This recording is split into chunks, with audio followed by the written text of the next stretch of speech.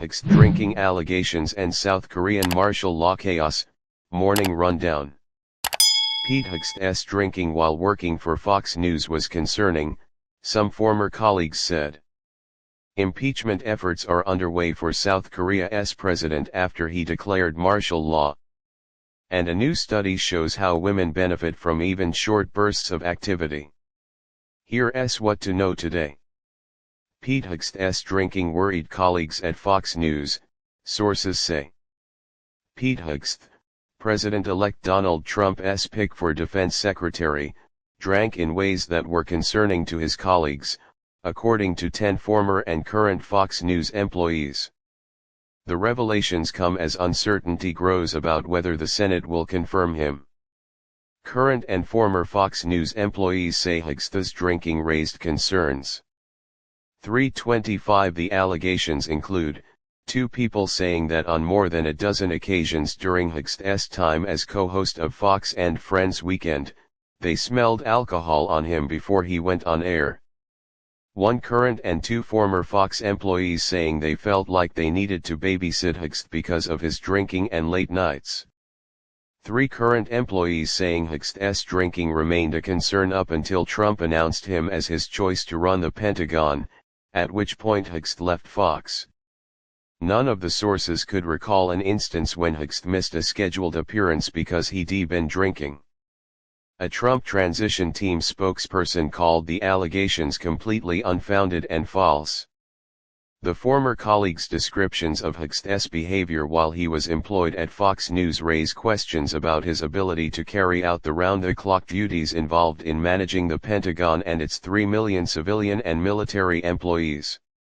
A Secretary of Defense is generally working at all hours and might need to respond to a crisis that arises suddenly at night or on a weekend.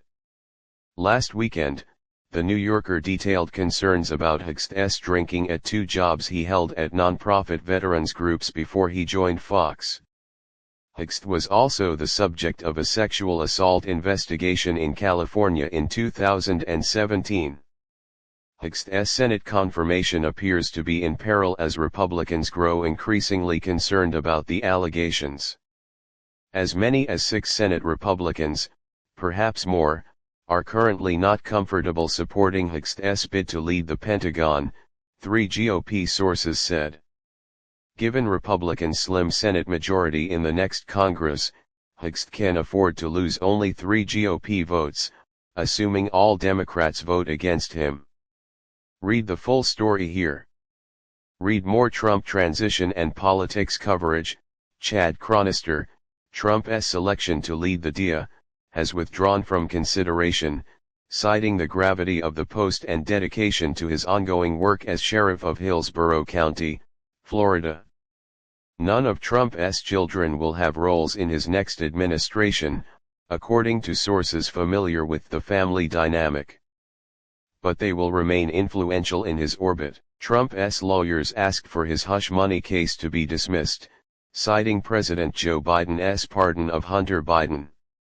In his column this week, NBC News chief political analyst Chuck Todd calls Biden's pardon Shakespearean, tragic on so many levels and a huge mistake. Read the full analysis here. Trump transition officials are exploring the possibility of building immigrant detention facilities on land owned by the state of Texas. Kash Patel, Trump's pick for FBI director, promoted a supplement line earlier this year that purports to help people detox from COVID vaccines. South Korean lawmakers move to impeach president. South Korean lawmakers seek president's impeachment after 6-hour martial law declaration. 152 An effort is underway to impeach South Korean President Yoon Yeol after he shocked his nation by declaring martial law, only to lift the order hours later. 6 opposition parties, led by the Democratic Party that controls the parliament, submitted articles of impeachment against Yoon today.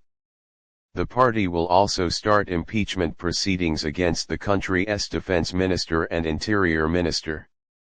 Yoon's chief of staff and all other senior presidential secretaries tendered their resignations, his office said. Meanwhile, the leader of Yoon's People Power Party, or PPP, said there are discussions about whether Yoon should leave the party. The 6-hour standoff began yesterday, when Yoon declared in a late-night TV address that he was declaring emergency martial law, accusing opposition parties of sympathizing with North Korea and controlling parliament. Less than 3 hours later, members of parliament passed a resolution demanding that Yoon lift his order. But by the early morning, Yoon went back on TV to announce the reversal. Read the latest on the fallout from Yoon's short-lived declaration. SCOTUS tackles state bans on treatments for transgender youth. The Supreme Court will hear oral arguments this morning in a case testing whether states can restrict gender transition care for minors. A challenge brought by the Biden administration, as well as transgender teens and their families, involves a Tennessee law that bars gender transition surgery, puberty blockers, and hormone therapy for minors. However, the 6-3 conservative majority court will only hear arguments puberty blockers and hormone therapy. A lower court judge said plaintiffs did not have legal standing to challenge the surgery ban. The challengers argue that the Tennessee law is a form of sex discrimination and violates the Constitution's 14th Amendment, which requires equal treatment under the law. There are other circumstances in which non-transgender patients can be treated with puberty blockers and hormone therapy, the challengers say. Tennessee Attorney General Jonathan Skrmetti argues that the law does not constitute sex discrimination and that it is merely a form of medical regulation that applies equally to everyone. The case is the most significant so far of the court's latest term. U.S. officials warning amid unprecedented cyber attack.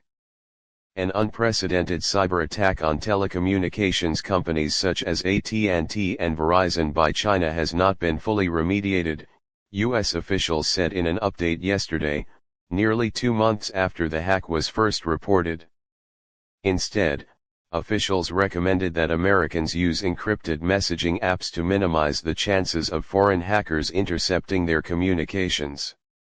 U.S. officials investigate alleged Chinese cyber hack of communications companies. 147 The FBI said hackers have been able to generally access 3 types of information: call records, live phone calls of specific targets, and systems used in compliance with court orders to track people's communications. The scope of the hacking campaign is so significant, said one CIA official, that it's impossible to have a timetable for declaring American telecommunications systems free of interlopers. Here's what else to know.